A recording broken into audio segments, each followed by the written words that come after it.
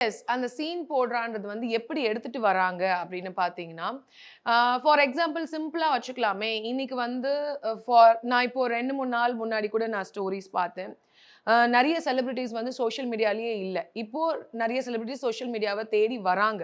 எதுக்காகன்னா, social media is the one platform to showcase them who they are. அவங்களோட personal lifestyle எப்படி இருக்கு, ஆக்டரையும் மீறி அவங்க எப்படி ரியாலிட்டி லைஃப்ல இருக்காங்க அப்படின்னு. இப்ப நாங்களுமே அப்படிதான். எங்களோட ப்ரொஃபஷனை மட்டுமே எங்களோட பேஜ்ல காமிச்சுட்டு, எங்களுக்குமே ஒரு ரியல் சைடுன்னு இருக்குல்ல. I am also mother of 2 children. I have to say very proudly.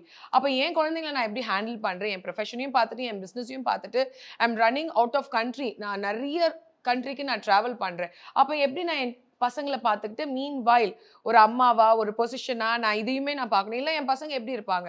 இவ்ளோ விஷயத்த காமிக்கிறப்போ ஒரு சோஷியல் மீடியால நெறைய வுமென்ஸ் கெட் டவுன்.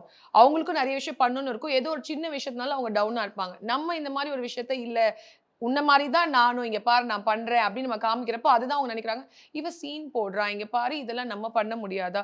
பார்க்கிறவங்களுக்கு அதால இயல முடியாதவங்களுக்கு அது சீன். அத பார்த்து இன்னும் எத்தன பெண்கள் வெளிய வராங்க. அவங்களுக்கு நான் inspiration. So it's tax on their ice.